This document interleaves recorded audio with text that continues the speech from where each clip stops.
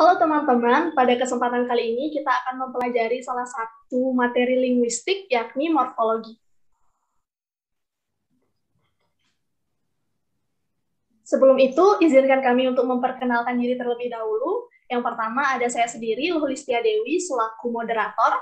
Yang kedua ada Kadek Dwi Utami Putri, selaku pemateri pertama. Yang ketiga ada Gede Budi Karuna, selaku pemateri kedua. Pada pembahasan kita kali ini yang akan dibahas adalah yang pertama adalah pengertian dari morfologi. Kemudian dilanjutkan dengan morf, morfem, dan alomorf. Yang ketiga ada morfem dan kata.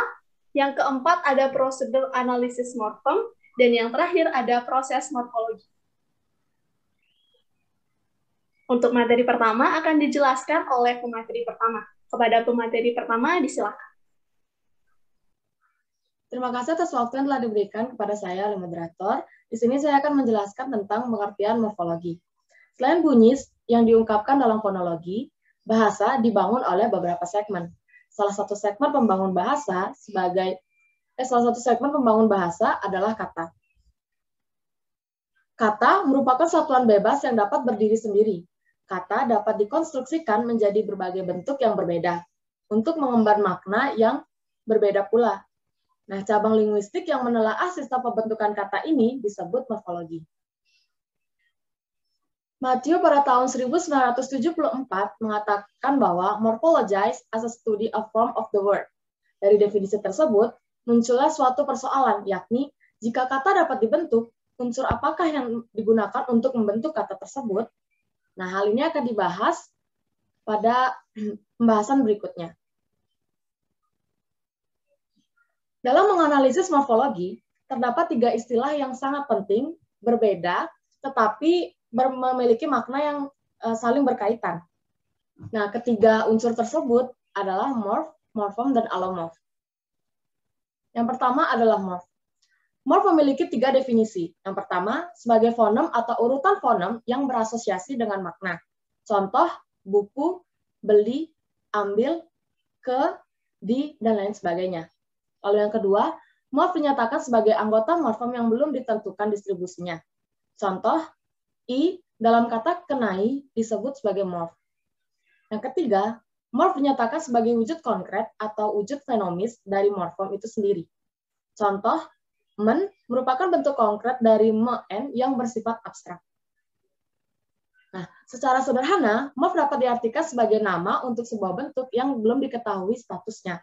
Morf merupakan bahan baku dari morfem dan sangat penting dalam menentukan apakah suatu kata itu suatu bentuk merupakan morfem atau alomorf. Lalu yang kedua ada morfem. Morfem merupakan satuan ketatabahasaan terkecil yang memiliki makna dan tidak dapat dibagi menjadi satuan bermakna yang lebih kecil lagi. Nah, contohnya terdapat dalam kata dijual.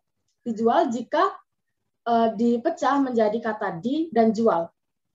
Di berfungsi untuk membentuk verba pasif dan kata di tidak dapat dipecah lagi menjadi satuan yang lebih kecil. Lalu kata jual bermakna mengalihkan hak milik yang ditukar dan ditakar dengan uang. Kata jual ini juga tidak dapat dipecah menjadi hal yang lebih kecil lagi. Nah, satuan-satuan gramatikal seperti di dan jual inilah yang disebut dengan morfem. Lalu yang ketiga ada alomorf. Alomorf adalah bentuk-bentuk morfem yang berbeda, tetapi merupakan representasi dari satu morfem yang sama. Alomorf merupakan bentuk dari morfem yang sudah diketahui statusnya. Nah, dengan kata lain, alomorf dapat diartikan sebagai perwujudan konkret dari sebuah morfem itu sendiri. Nah, berikut adalah contoh dari alomorf. Terdapat 6 kata yaitu menyapu, menggali, mengukur, menulis, memotong, dan meracik. Keenam kata tersebut semuanya dibentuk oleh prefiks atau awalan meng dan kata dasar. Dalam kata menyapu, prefiks meng berubah menjadi me-nya apabila dikombinasikan dengan kata dasar yang diawali oleh fonem s. Lalu dalam kata menggali dan mengukur, awalan meng berubah tetap menjadi meng apabila dikombinasikan dengan kata dasar yang diawali fonem g dan vokal. Lalu kata menulis awalannya berubah menjadi men apabila dikombinasikan dengan kata dasar yang diawali fonem T.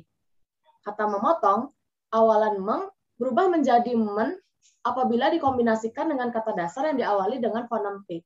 Dan yang terakhir, dari kata meraci, awalan meng berubah menjadi me apabila dikombinasikan dengan kata dasar yang diawali dengan fonem R. Nah, jadi morfem meng dalam bahasa Indonesia memiliki alomorf meng, menye, men, dan me. Di sini dapat dilihat visualisasi hubungan morf, morfem, dan alomorf seperti pada gambar. Lalu kesimpulan perbedaan ketiganya adalah yang pertama, morf merupakan semua bentuk gramatik yang belum teridentifikasi sebagai morfem atau sebagai alomorf. Morf-morf yang ditemukan dalam suatu bahasa kemudian diklasifikasi atau diidentifikasikan dan akhirnya menjadi morfem. Morfem yang sama tetapi direalisasikan secara berbeda dan perbedaan itu dapat dijelaskan secara fonologis dinyatakan sebagai alomorf. Kita masuki materi ketiga, yaitu morf dan kata. Morfem dibedakan menjadi 4. Yang pertama, morfem bebas. Morfem bebas sering disebut sebagai kata dasar, yaitu meja, buku, baju, baca, tulis, ambil, dan lain sebagainya. Lalu yang kedua, ada morfem pangkal. Penggunaan morfem pangkal selalu berpasangan dengan morfem terikat. Contohnya, juang dan tawa. Mereka menjadi berjuang, memperjuangkan, tertawa, menertawakan setelah digabung dengan morfem terikat. Lalu yang ketiga ada morfem unik. Morfem unik tidak dapat dipasangkan dengan morfem lain selain dengan pasangannya. Contoh renta, dari kata tua renta hanya dapat dipasangkan dengan bentuk kata tua. Dan gulita, dari kata gelap gulita hanya dapat dipasangkan dengan kata gelap. Mereka tidak bisa dipasangkan dengan kata lainnya selain dua kata tersebut. Lalu yang terakhir, morfem terikat. Sering disebut sebagai afiks atau imbuhan. Morfem terikat dapat dibedakan menjadi prefiks, infiks, dan sufiks. Lalu apa perbedaan morfem dan kata? Kata adalah satuan gramatikal berupa morfem bebas atau kombinasi morfem yang dapat diujarkan sebagai bentuk bebas. Kata dapat berwujud morfem tunggal atau monomorfemik atau berwujud gabungan morfem atau polimorfemik. Jadi, kata adalah morfem atau kombinasi morfem yang mengandung pengertian dan dapat berdiri sendiri. Untuk materi selanjutnya akan dilanjutkan oleh rekan saya. Terima kasih. Selanjutnya kita beralih pada subbab keempat, yakni prosedur analisis morfem. Nah, prosedur analisis morfem kajian linguistik dimaksudkan untuk mendeskripsikan dan menjelaskan sistem yang ada pada suatu bahasa. Jika kajian dilakukan pada bidang morfologi, maka yang menjadi sasaran pokok adalah mendeskripsikan dan menjelaskan sistem morfologi suatu bahasa. Sebelum dapat menjelaskan sistem morfologinya, terlebih dahulu harus diungkapkan morfem-morfem yang ada pada suatu bahasa. Nah, untuk dapat mengungkapkan morfem dalam suatu bahasa, berikut adalah prosedur berupa prinsip pokok dan prinsip tambahan. Yang pertama, pada prinsip pokok ada prinsip pokok A, yakni bentuk-bentuk yang berulang yang mempunyai pengertian sama termasuk morfem yang sama. Contohnya, ketiga kata yang ada di slide. Yang pertama ada diambil, mengambil, dan ambilkan. Dari ketiga kata tersebut dapat disimpulkan bahwa kata dasarnya adalah ambil. Maka ketiga kata tersebut termasuk morfem yang sama. Kemudian dilanjutkan dengan prinsip pokok B, yakni bentuk-bentuk yang mirip atau susunan fonem-fonemnya yang mempunyai pengertian yang sama, termasuk morfem yang sama apabila perbedaan-perbedaannya dapat dijelaskan secara fonologis. Contohnya seperti yang ada pada slide. Contohnya membaca, mem ditambah membaca, jadi membaca, kemudian mem ditambah pukul, jadi memukul. Kemudian prinsip pokok C. Nah, pada prinsip pokok C, bentuk-bentuk yang berbeda susunan fonem-fonemnya yang tidak dapat dijelaskan secara fonologis masih bisa dianggap sebagai alomorf dari morfem yang sama atau mirip. Asal perbedaan-perbedaan itu bisa diterangkan secara morfologis. Contohnya bertanam, seperti yang ada pada slide. Setelah prinsip pokok dilanjutkan dengan prinsip tambahan. Yang pertama ada prinsip tambahan D. Nah, bentuk-bentuk homofonnya merupakan 1. Morfem berbeda apabila pengertiannya berbeda. Misalkan bisa dengan arti racun dan bisa dengan arti dapat, atau buku dengan arti kitab dan buku dengan arti luas. Yang kedua, morfem yang sama apabila pengertiannya berhubungan atau sama, diikuti distribusi yang berlainan. Misalkan kaki yang berarti kaki gunung, kaki kuda, dan lain-lain, ataupun kaki yang memiliki arti kaki amat, kaki orang, dan lain-lain. Yang ketiga, morfem yang berbeda meskipun pengertiannya berhubungan, misalnya amplop dengan arti sampul, dan amplop dengan arti uang songkok. Selanjutnya ada prinsip tambahan E. Suatu bentuk dapat dinyatakan sebagai morfem apabila 1. Berdiri sendiri, atau memiliki arti tersendiri, misalnya yang, dan pun, maupun kata-kata yang lain. Yang kedua, merupakan perbedaan yang formil dalam suatu deretan struktur, misalnya makanan, minuman, dan lain-lain. Yang terakhir, terdapat dalam kombinasi dengan unsur lain yang dapat berdiri sendiri atau dalam kombinasi yang lain pula.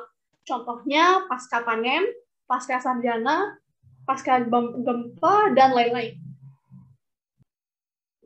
Selanjutnya adalah prinsip tambahan F.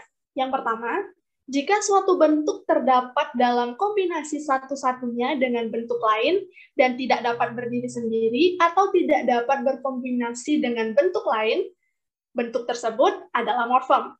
Dalam linguistik sering disebut morfem unik. Yang kedua, jika dalam suatu deretan struktur terdapat perbedaan yang tidak merupakan bentuk, melainkan suatu kekosongan, maka kekosongan itu dianggap sebagai morfem tersendiri, atau disebut juga alomorf dari suatu morfem. Nah, yang pertama morfem tersendiri. Itu terjadi apabila deretan struktur itu berurusan dengan morfem-morfem. Contohnya, seperti yang ada pada slide. Kemudian, yang B, itu alomorf dari suatu morfem. Itu terjadi apabila deretan struktur itu berurusan dengan alomorf suatu morfem. Misalnya bahasa Inggris kemudian dieja secara fonetis. Untuk materi selanjutnya akan dilanjutkan oleh pemateri selanjutnya. Terima kasih. Selanjutnya mengenai materi proses morfologi. Proses morfologis pada dasarnya adalah proses pembentukan kata dari sebuah bentuk kata dasar melalui pembubuhan afiks, pengulangan, penggabungan, pemendekan, dan pengubahan status. Proses morfologis adalah suatu proses pembentukan kata dengan menghubungkan satu morfem dengan morfem yang lainnya. Jenis-jenis proses morfologi. Yang pertama, pengafiksan. Proses pembentukan kata dengan menambahkan afiks atau imbuhan pada bentuk dasar, baik bentuk dasar tunggal maupun kompleks. Afiks terdiri dari prefiks, sufiks, infiks, dan konflik. Yang pertama, prefiks atau awalan. Jenis prefiks antara lain men, di, ber, ter, ke, perse, dan pn. Contoh kata dari prefiks, yaitu ber untuk kata berserta, se untuk kata seluas.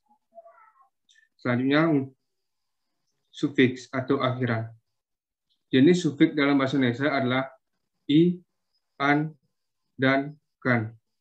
Contoh kata sufiks adalah an untuk kata daratan, i untuk kata garami, kan untuk kata bukakan. Selanjutnya, infik atau sisipan. Jenis infik dalam bahasa Indonesia antara lain L, R, M, dan I. Contoh katanya, R untuk kata giri menjadi gerigi. L untuk kata tunjuk atau telunjuk. Selanjutnya, konflik atau simufik. Contoh kata konflik dalam berbahasa Indonesia adalah kean, penan, peran, dan beran. Contoh kata berkonflik antara lain kecamatan, kelautan, keburukan, dan lain-lain. Sinufik atau afik yang bergabung jadi satu secara bertahap. Contoh simulfik dalam bahasa Indonesia adalah menkan, meni, memperkan, memperi, berkan, terkan, dan lain-lain. Contoh kata simulfik dalam kata antara lain mendengarkan, membacai, menulisi, memperdengarkan, mempersenjatai, persekutukan, terjatuhkan, dan lain sebagainya. Proses yang kedua adalah reduplikasi. Proses pembentukan kata melalui pengulangan bentuk dasar. Tidak semua kata ulang masuk dalam jenis reduplikasi yang merupakan proses morfologi. Ada beberapa jenis reduplikasi dalam bahasa Indonesia, antara lain reduplikasi seluruh, sebagian, perubahan fonem. Nah, reduplikasi seluruh adalah bentuk ulang dengan mengulang seluruh bunyi tanpa adanya perubahan sama sekali. Contoh, masjid-masjid, kata-kata, sama-sama. Selanjutnya, reduplikasi sebagian. Pengulangan kata tetapi yang tidak diulang hanya untuk dasarnya saja. Contoh katanya, menendang-nendang, menolong-nolong, membaca-baca, tulis-menulis, membuka-buka, dan lain-lain. Selanjutnya, reduplikasi perubahan fonem. Bentuk pengulangan yang sebenarnya penuh tetapi terdapat bunyi yang berbeda. Contoh dalam kata adalah lauk pauk, gerak-gerik, bolak-balik, dan lain sebagainya. Selanjutnya, jenis proses morfologi yang ketiga, komposisi.